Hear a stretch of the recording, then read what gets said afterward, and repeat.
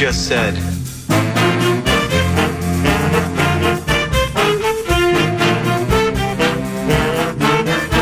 Let's go, everybody. Let's go. Good morning.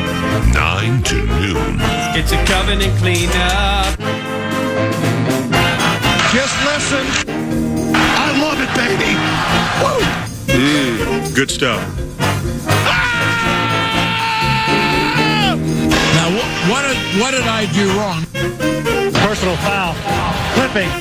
And that's a fact. Shall we begin?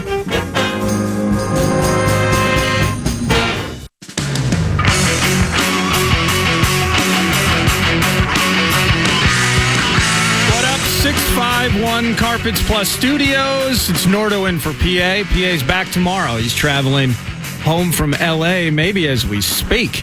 But let's just jump into it. One more free agent frenzy-ing 9 to noon broadcast before everything goes official this afternoon, and continuing to follow, of course, as deals are made and people hit the market. Joining me now, co-host Friday Football Feast, Fantasy Football Weekly, Mr. Charchian. How you doing this morning, man? No, been better. Have you? Can you disclose your location? Are you in a bunker somewhere? How's the great heartland, the journey going?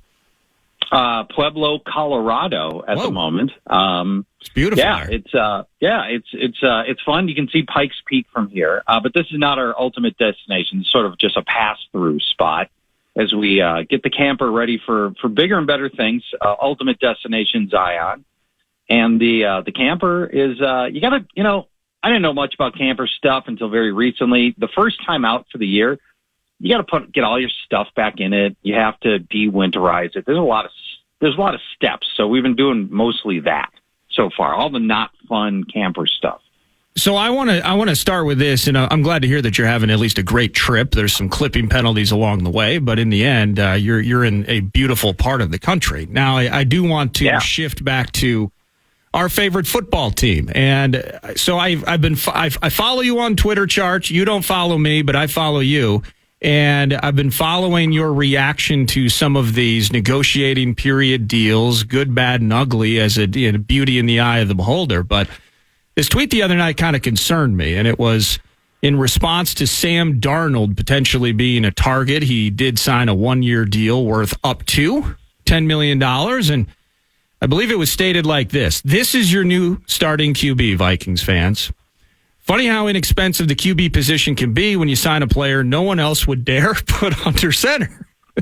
Sleep easy, Vikings fans." I'm skipping through part of it. "You've got the quarterback you wanted and deserved." So, welcome. Good morning, as we would always say, maybe too many times, 9 to noon. And tell me what you're feeling about Kirk Cousins heading to Atlanta. Well, I think there's a mistaken belief for those who care about my opinion that I would not have let Kirk leave the state. That I would have matched that deal, and I would not have. If the deal was too rich, and I don't think anybody expected 4 years on the deal. That was the real kicker, was the 4th year, and I believe. And there's a point at which you just go, okay, I'm out, and that would have been this thing would have been too expensive for me. Yeah. And so I have no problem with the team deciding they're going to move on. Now, I have several other problems. For example, number one, this was a very possible outcome that Kwesi has known about for 2 years.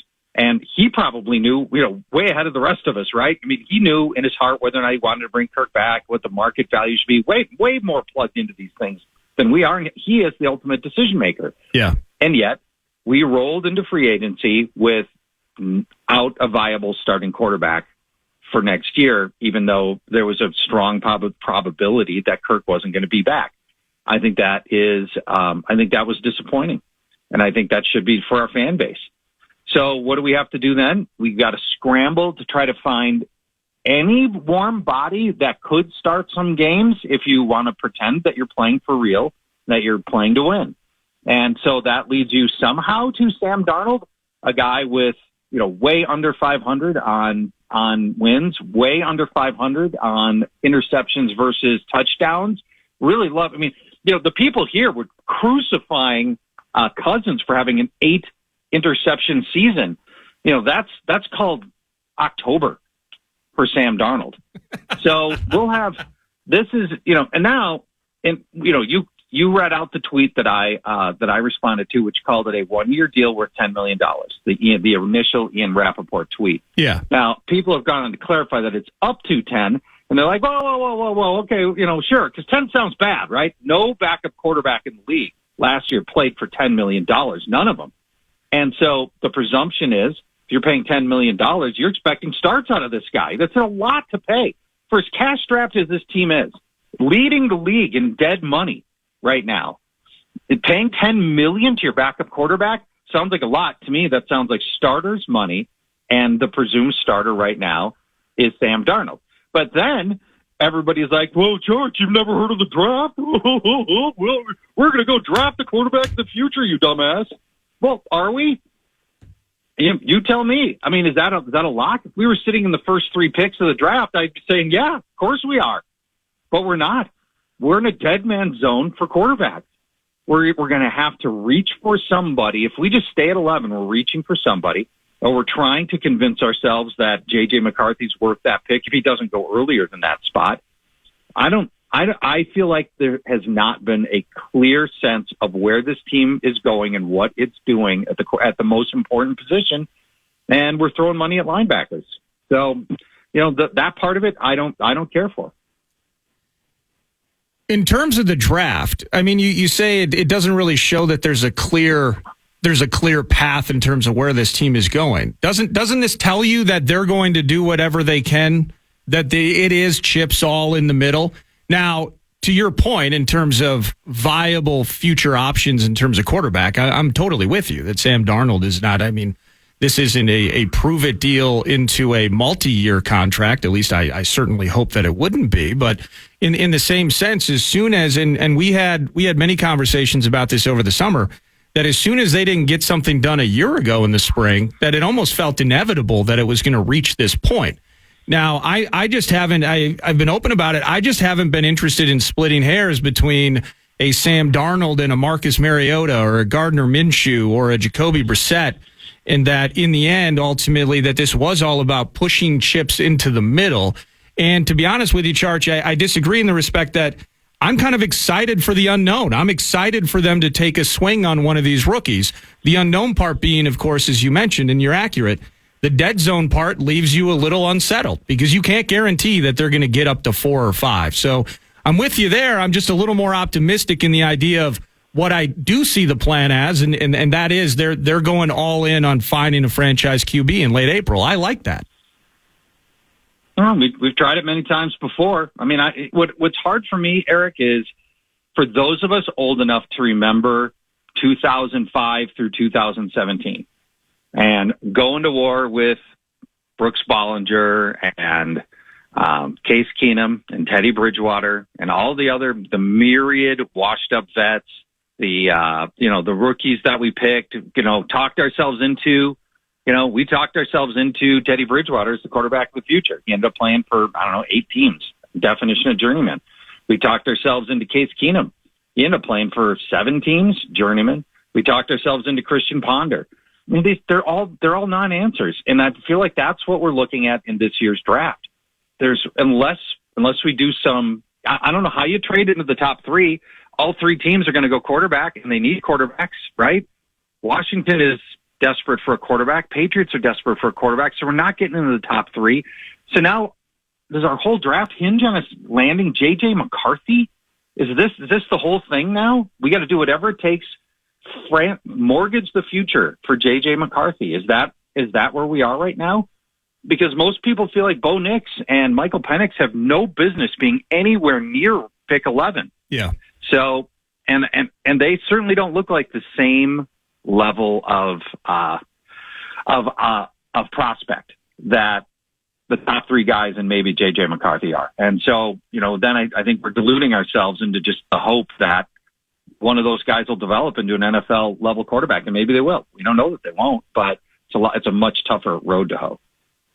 And it's a common refrain, Charch. And What we've seen, I mean, you did a screenshot, and I've looked at that Wikipedia page many times, and I've been immediately depressed by it, is mid-2000s. You're looking at these Vikings quarterbacks, and you're seeing Kelly Holcomb's name. Brooks Bollinger, his NFL highlight was handing off to Adrian Peterson in the 296 game in 2007 against the Chargers.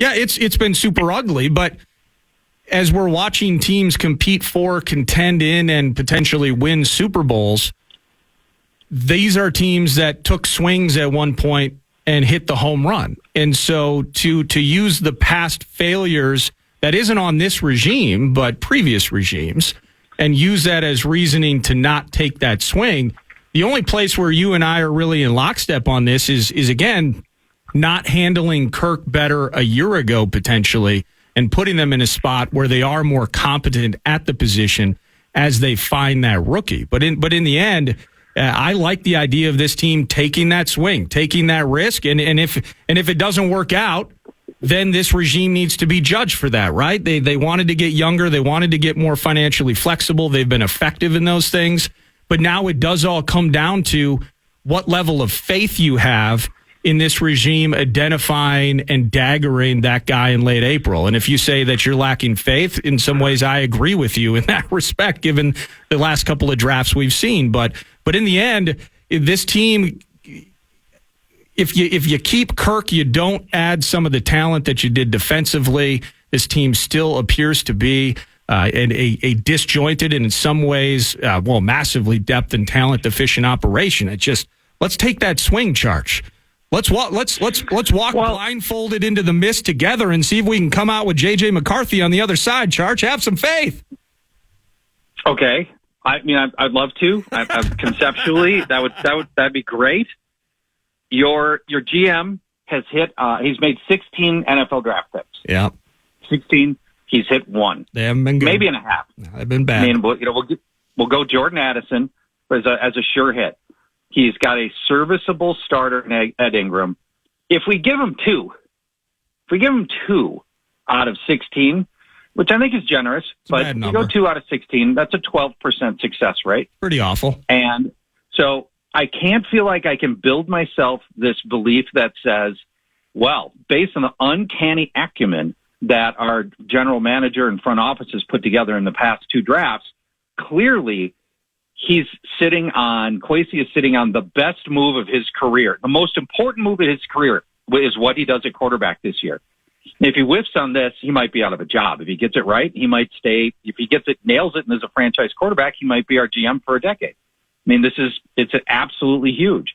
But I can't look at the track record of success and say, oh, I feel really confident in the brilliant machinations of our general manager on draft day. His ability to work the draft board, move up and down the draft board, identify key talent, move to that spot, whether it's up or down, and go get that guy.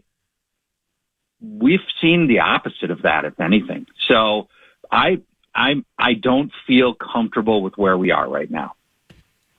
Well, I just needed to check in on you. Things you sound down, and I hope that you're at least enjoying Pueblo, Colorado. Did you like any of the other moves at least as I let you go here momentarily? What about Grenard? What about Blake Cashman after a couple of nice years with the Texans and some of those things? Anything that you have liked about the last couple of days? Well, Van Ginkel's a player. That kid can do a little something, and I like the versatility that he's got, and I think that's going to turn out to be a really meaningful move. And I think he's a pretty good player. Former Badger. I mean, we don't love that part, but we'll overlook that. I mean, if we can take on a Packer running back, then I think we can take on a former Badger. I believe anyway. Decent tackler. I like that part as well. Not half bad in coverage, but in the rare opportunities that you need him to do that. But yeah, there's some opportunities for Van Ginkel, and I've had people I trust tell me that they're really excited about what he could bring. So. To some degree, it's going to have to be new Daniil, right? He'll have to cover some of that same territory. What about Aaron Jones? So a little bit surprising that that a front office that's dedicated to like metrics and analytics decided to bring in a 29-year-old running back. but it's only a 1-year deal. It's not very expensive, and he's tortured us. I mean, we know he's really good. The pass protection is, I think, a lot of the motivation here. Well chronicled that there's some discomfort with where Ty Chandler was on pass pro. This will help a ton, and one of the 5 best receiving backs in the league. But we just got to get him healthy. He's got to play enough games to make good on the salary, and I think that's ultimately what clipped Aaron Jones in Green Bay. Is they wanted somebody who was going to stay healthier and was younger. So they go to Josh Jacobs, 5 years younger, I think, and Jacobs did miss some time last year, but had otherwise just been a workhorse guy, and I think they just wanted to try to get to that. And, maybe it's going to be more of a 1-2 punch with Chandler and try to keep Aaron Jones fresh, but the 1-2 punch with A.J. Dillon didn't keep him healthy in Green Bay. So, I don't know, kind of a mixed bag on that. I love the talent. I love him when he's healthy. We need Aaron Jones to stay healthy. So the skill set is a really intriguing fit here.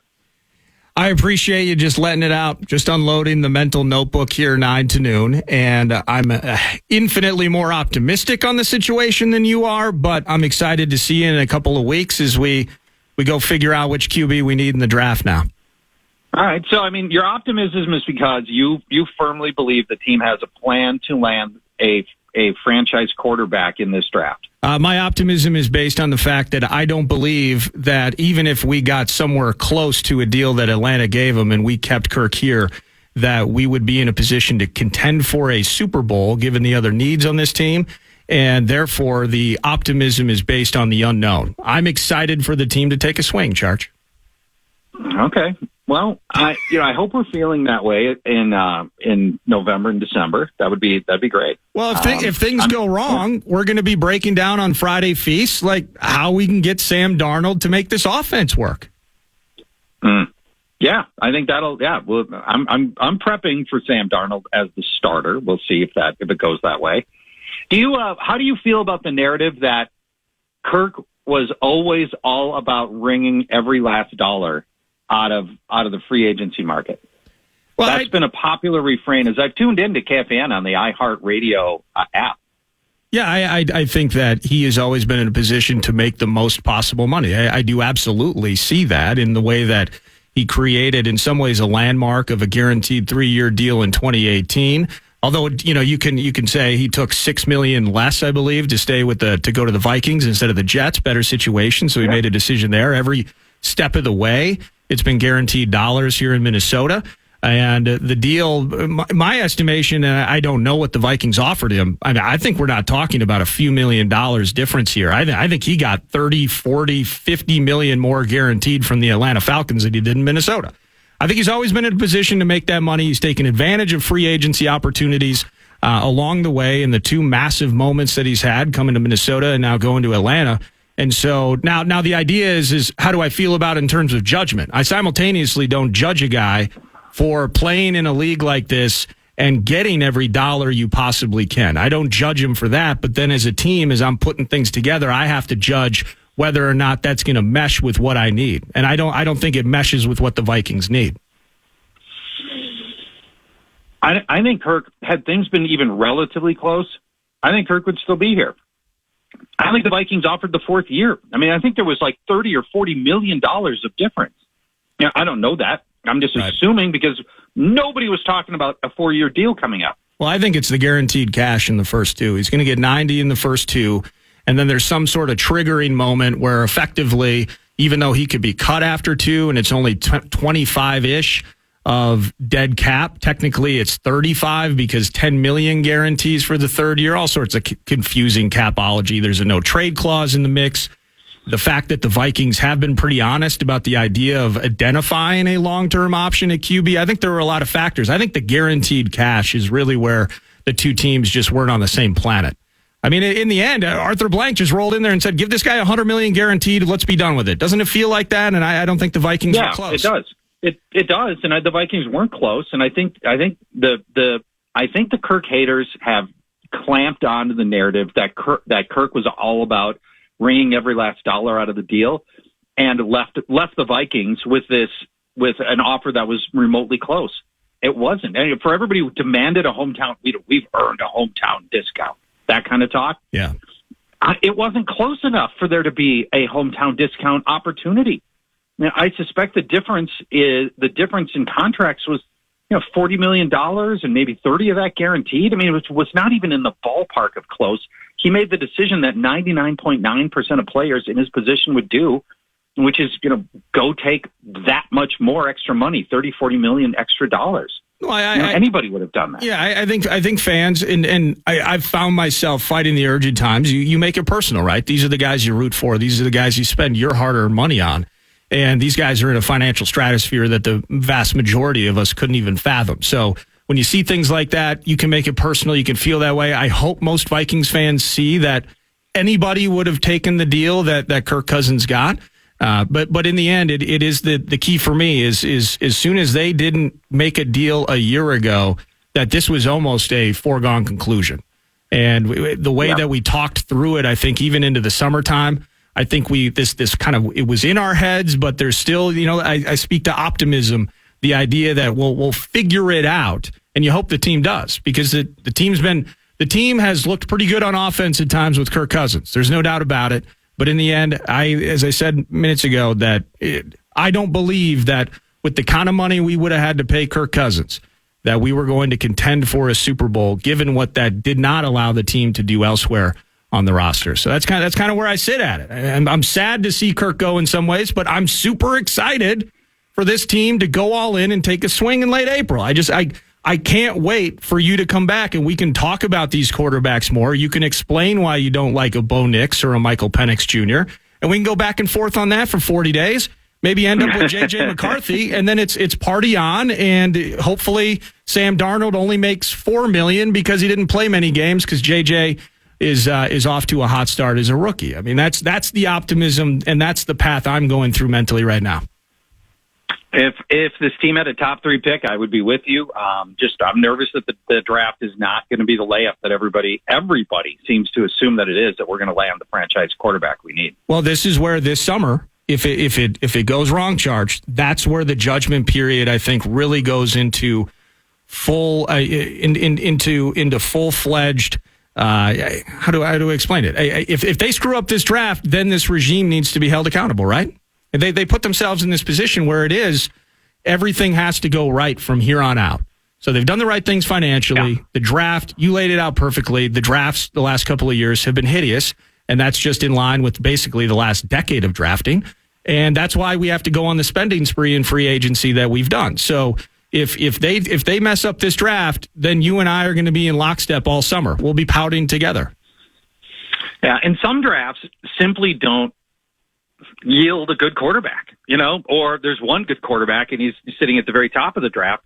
If you look at the 2021 and 2022 classes, I mean, there was almost nowhere to go to actually get good quarterbacks. And, hopefully it could be that Kwesi plays this out perfectly, but there just isn't a talented quarterback that's going to be available for where he's picking. I mean, it's hard.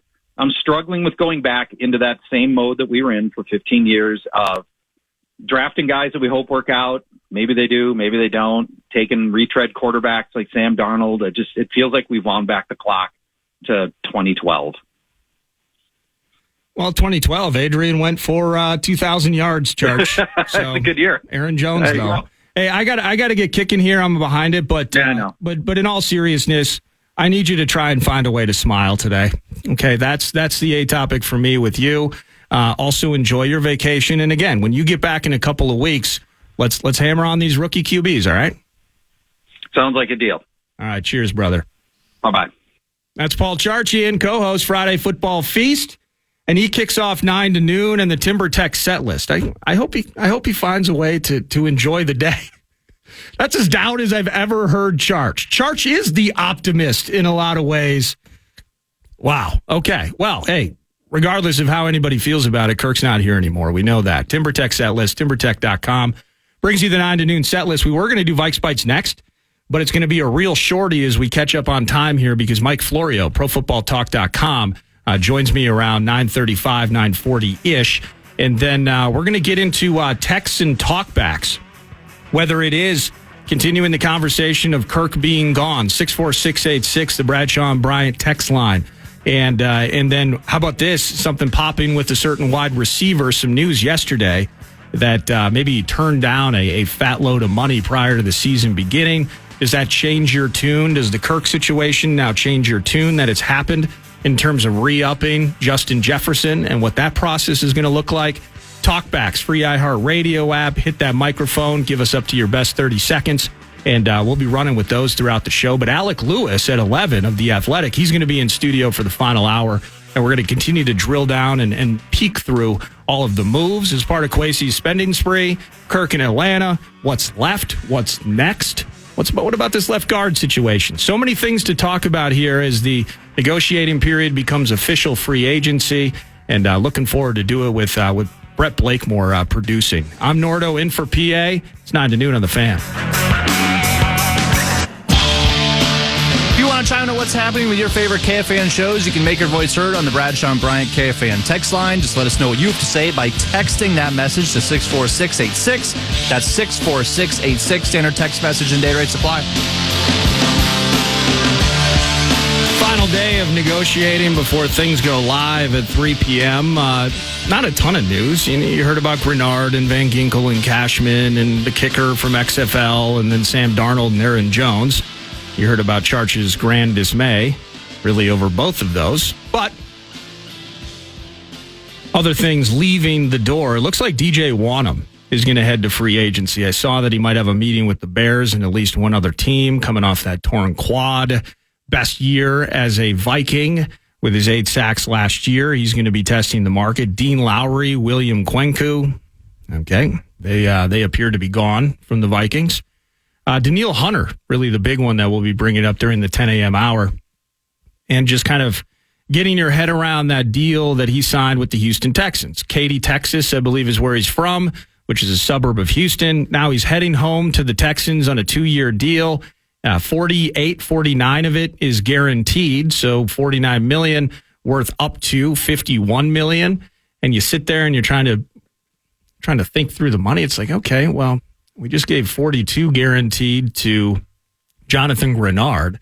Why couldn't we have done that deal? So maybe some more conversation on that via, you heard the texts, 64686, or the talkbacks. We're going to be playing a ton of them throughout the 10 a.m. hour and then the final stretch with Alec Lewis as well. But the left guard situation, when we get, maybe not with Florio, but when we get into the 10, you have Dalton Reisner that's sitting out there. And he even put something out on social media yesterday that I'll read for you during the 10 a.m. hour as well. But hey, he's like, I'm not trying to get a bag here. I just want to be paid like a starting guard. I just want an actual real starting guard contract, which I think is quite reasonable. But he has not, as far as I knew, at least as recent as yesterday, has not heard an offer from the Vikings. And he has one or two other options. So in the meantime, re-signing Blake Brandel, that's cool. He's been a nice swing backup option. Quesenberry had to start 4 games at tackle last year. What are we going to do with the left guard spot? So Texan talkbacks certainly in play. And the Justin Jefferson contract is still looming. I think it was Schefter who put out on NFL Live within the last day or so. He turned down $30 million a year before the season started. So what is this thing going to cost? What does he think about post-Kirk and Sam Darnold and potentially taking a swing in the draft? What does JJ think about all of this? And as many times as we brought it up, it feels a lot more real and important now that the Kirk Cousins domino has fallen. So we'll get back into all of that. We got some Vikes bites as well, but we got to get back on track. Going to pause now and then hear from Mike Florio, ProFootballTalk.com. He put out a piece yesterday insinuating or guessing or pondering the idea of maybe some dysfunction or at least disagreement between the coach and the decision makers as it pertained not only to Kirk, but how this thing moves forward. We're going to talk about Vikings bits with him, some NFL-wide stuff next. It's Pro Football Talk, joining me, Nordo, right here 9 to noon on the Fan. Are you ready for an unforgettable night of country music? Well, Chris Stapleton's All-American Roadshow is coming to U.S. Bank Stadium Saturday, April 6th with special guests Lainey Wilson, Marcus King. Tickets on sale now, KFAN.com, keyword calendar for more info. Father of mine. Joining us now, ProFootballTalk.com's Mike Florio at ProFootballTalk via Twitter/X, weekly guest, long time. Happy official free agency day. It's not really as exciting since We've had 2 days of deals being unofficially consummated. How are you doing, Mr. Florio? Good, yeah, busy week, crazy week. This is one of the periods in the calendar where we have very high traffic as people try to keep up with everything that's going on. We try to keep up with everything that's happening from every possible angle. The expected deals, the trades that are most likely to happen, although nothing is done until it's done. We've seen it in the past. Will Lutz this year changed his mind about going to Jacksonville, stays with Denver. There was the year Anthony Barr was going to the Jets and decided to stay with the Vikings. These contracts aren't over until they're signed, sealed, and delivered, and they start to become official after 4 o'clock Eastern today. Yeah, and you guys have been running ragged at PFT, and that's why guys like me are thankful for your work and keeping us updated on all of that. And I want to start here, just kind of blanket wise, around 1:25 Central Time in the afternoon on Monday. News breaks from Kirk Cousins, his agent, puts it out there. New 4-year deal. When you first saw the terms of it, did it shock you? Was there a little awe? Holy cats! I can't believe Arthur Blank is spending that. What'd you think of the Kirk deal? Well, no, because it felt like this thing was already moving in that direction. That the Falcons were quietly and discreetly tampering with Kirk Cousins, as teams do in the days and weeks preceding free agency. He didn't just randomly start looking for a house in Atlanta or looking for schools to move his kids into without knowing that something was going to be cooking with the Falcons, and something was cooking, and it was more than what the Vikings were willing to pay. And I'm trying to find out what the Vikings' best offer was, because I think that if we know what the Vikings put on the table, we can make an educated assessment as to whether or not it was a real offer aimed at keeping him or just a perfunctory, face-saving, respectful, on the way out the door, here's what we're willing to pay, but we know you're really not going to take it, and we kind of don't want you to take it. And that's one of the things I've really been delving into this week. And I know it upsets Vikings fans who would just prefer to sit, in a purple igloo and plug their ears and pay attention to anything other than reality as it relates to where the problems may be. But when you've got Kevin O'Connell openly saying he wants Kirk Cousins back, and when the team doesn't do everything required to keep Kirk Cousins around, it speaks to the potential of dysfunction that could manifest itself in other ways. Happy Wednesday. Happy Wednesday. And you did write a piece, and I guess in terms of, is there any way that this was more just a resignation that it was over? And I'm totally with you on the idea that the $100 million guaranteed in Atlanta, I don't believe the Vikings were close, at least in the guaranteed dollars aspect of it.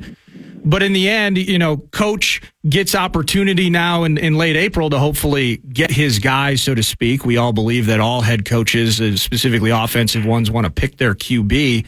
But I do think there's a little bit of a chasm between disagreement and dysfunction, don't you? In terms of, they maybe weren't eye to eye, but ultimately long-term plan maybe is still getting a rookie. Well, disagreement can be a sign of dysfunction. And when the head coach is saying on shows like ours, at the scouting combine, 100% unequivocally, I want Kirk Cousins back. If others in the organization aren't on that same page with him, that speaks to a potential issue. It's why guys like Bill Parcells used to say, if you want me to cook the meal, you got to let me shop for the groceries. This is the guy that the head coach wanted. That should mean something.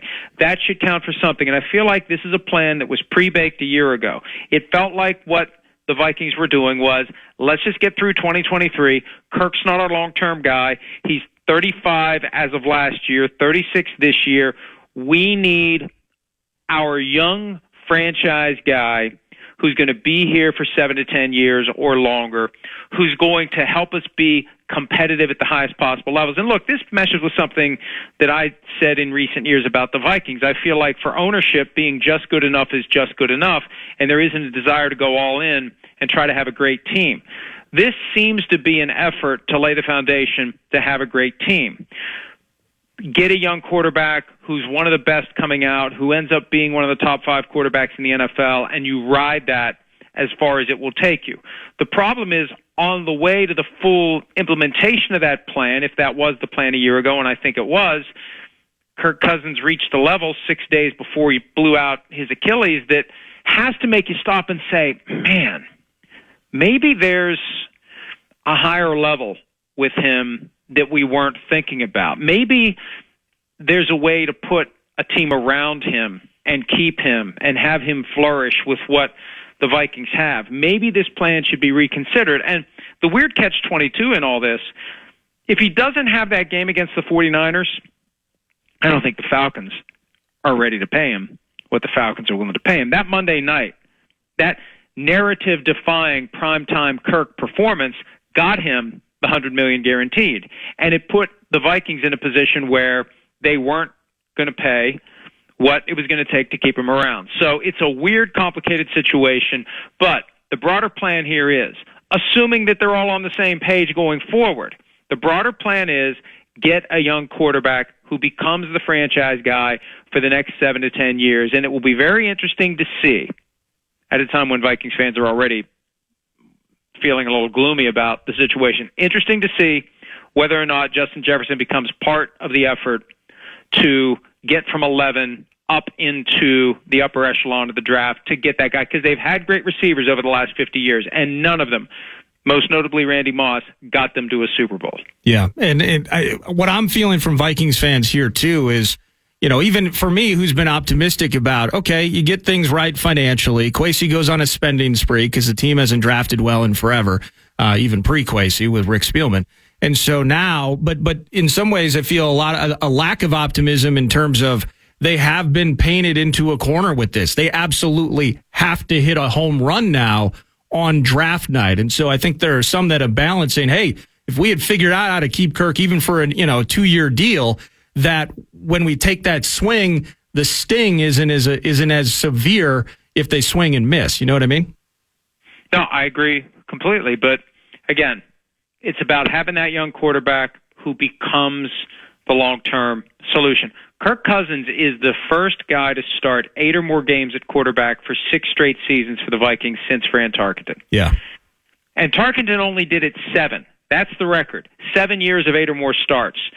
The Vikings have had a lot of different quarterbacks over the years, and they've been good.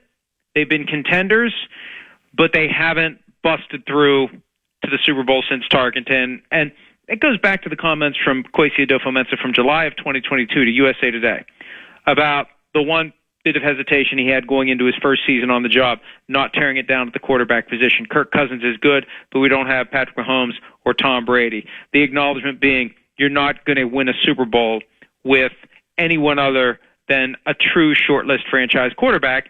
And I think that's when the assessment was made organizationally that Kirk's not it. The trepidation at this point is he might be on the brink of it. And maybe the irony to all this is he's going to go to Atlanta and not be the guy that he was last year with Kevin O'Connell, that he's got to start over with a new play caller, somebody new in his ear, and he's getting toward the end of the road in his career. And, the pressure that goes into that with the expectations of the big contract. I mean, that's the one thing that if you're a Vikings fan, you take a step back and you say, wait, at the end of the day, this guy was on the team 6 years. The team went to the playoffs twice and won one postseason game. It really was all in all a disappointment when you consider that he arrived right after that NFC Championship game appearance where it felt like the arrow was pointing up and it was time to seize the brass ring, and it went the other way over the past 6 years. So it's hard for folks to process because there was a familiarity. He became far more popular nationally through the quarterback series, doing a lot of commercials, kind of coming into his own. And, just it's a tough, complicated psychological exercise right now for Vikings fans to come to terms with what's happened, where it's going. And ultimately, it will feel better if the Vikings win games and if this new approach, this competitive rebuild, yields positive results sooner rather than later. It's Mike Florio, ProFootballTalk.com, Pro Football Talk via social media, and a longtime weekly guest. He's an author, multiple books out there as well. Is there a follow-up to Father of Mine in the works here, Michael? Yes, I'd like to get it to market by the start of football season. But yes, sweet. I've got a couple of different projects that it's very difficult to find time to work on them this time of year, but I squeeze out a little bit whenever I can just as a way to balance out everything else I do, and it helps keep me a little bit sane. But yes, to answer your question, ideally September, and I'm going to get back to work on it when things slow down here with free agency. I got a few more for you here. I'll let you get back to the grind. Now that the official domino has fallen on Kirk, we've talked about this recently. You've talked with my guy about it multiple times, and the idea of how the Kirk decision or quarterback decision impacts Justin Jefferson's contract. Some scuttlebutt around social, and I think maybe it was the 4-letter network that reported on the idea that JJ had turned down a $30 million per year contract just prior to the season beginning in 2023. Now that things are starting to become real, should Vikings fans still have any worries or concern about getting a deal done and just ultimately making JJ one of the most highly paid non-QBs in the NFL? Yes. And look, one of the things that I've picked up over the years of operating ProFootballTalk.com, there are patterns. There are things that get put out there that aren't just random facts. For someone to say that Justin Jefferson turned down more than $30 million a year, that was specifically given to that person with an agenda and an objective. Now, do we think that it was Jefferson's camp that would put out there that Jefferson turned down $30 million plus per year, or is it possible someone with the Vikings, seeing which way the ball could be moving here, wants to start painting the picture ever so subtly that somebody's being a little too greedy? And if he gets traded, well, now we know why. He wants too much money. He turned down more than $30 million a year. When, look, anyone that follows this sport closely knows the total value of the contract doesn't mean jack diddly squat. What's the structure? How much is guaranteed? I've said this before on the show. The Vikings resist fully guaranteeing multiple years of a contract, although they did it with T.J. Hawkinson last year. They've done it with Kirk Cousins. They need to do it with Justin Jefferson. Here's the other problem. By not getting the deal done last year and having the salary cap go up 13.6%, whatever the number was that he turned down last year, he's going to turn down a higher number this year. It's going to be harder to sign him, not easier, now that the cap has gone up. And now that Kirk is gone and that position isn't sucking up the extra millions of dollars, it becomes harder to make the argument to him that he shouldn't want it. So the Vikings need to decide, and they need to decide fairly soon. Are we going to pay this guy what he wants, or are we going to trade him to a team that will? And if there's a team out there that will and also give the Vikings what they would be looking for in trade, the Vikings need to ask themselves, maybe we should be willing to pay the guy that too, because here's a team that's willing to pay it to him and give us what we would need in order to trade him. They're making a far bigger investment than we are because it's not just the contract, it's what we have to give to get him. So when I saw that yesterday, I think it was Schefter that was on the air saying that he turned down more than $30 million a year, that told me that this could be the first domino in an effort to lay the foundation for a trade. And now I see here, somebody's tweeting they have no plans to trade Justin Jefferson. Well, that takes me back to 2013 when Rick Spielman said we have no intent to trade Percy Harvin. What happened 2 days later? He was traded.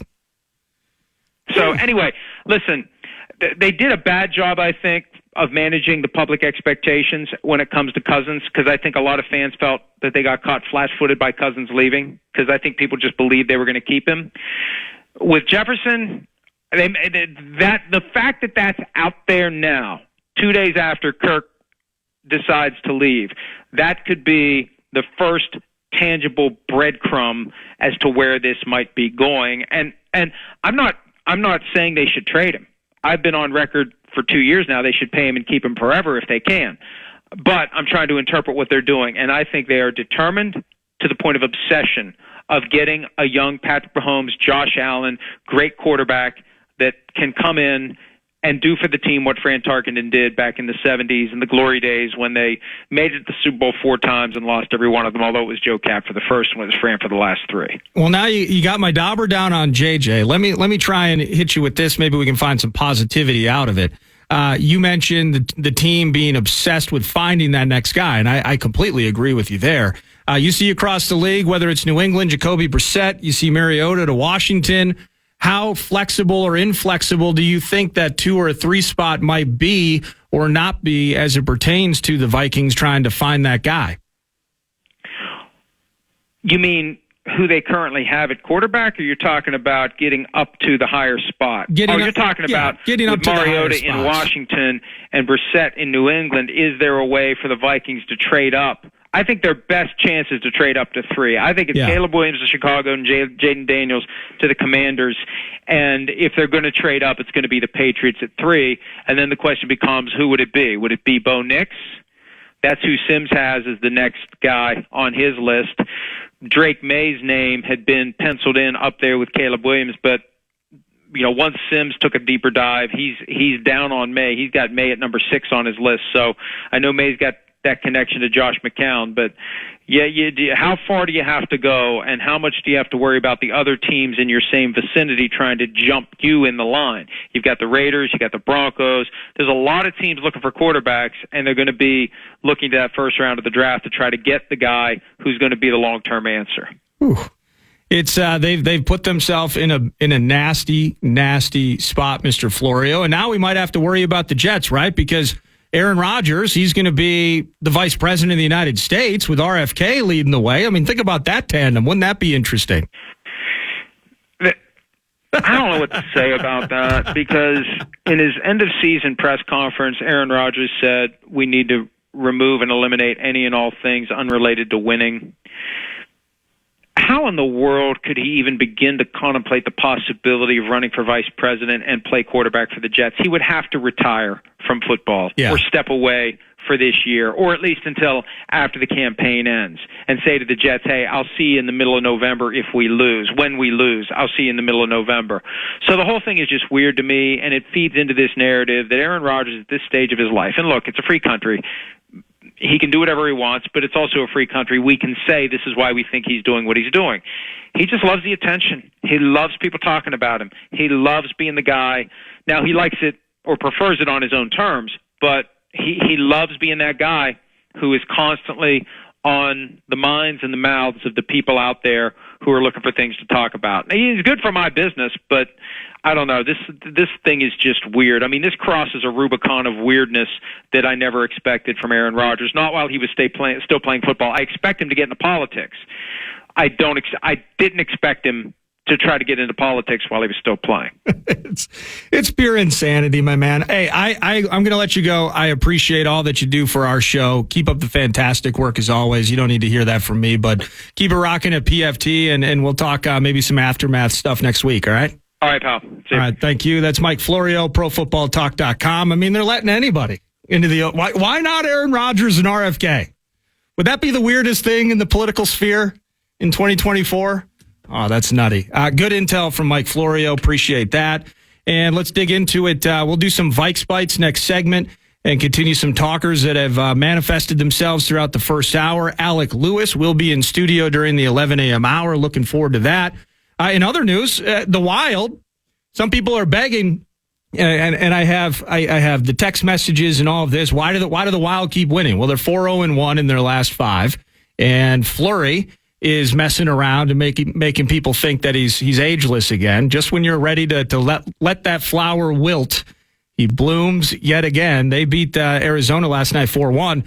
And the Wolves, how about that hideous start combined with the amazing finish? I'm looking forward to digging in to the hometown teams taking care of business last night, both in L.A. and abroad with the Coyotes. And then also some other NFL-wide things. So busy 10 a.m. hour. It's Nordo in for PA. PA returns tomorrow, but it's me and Brett Blakemore in for him today, 9 to noon on The Fan.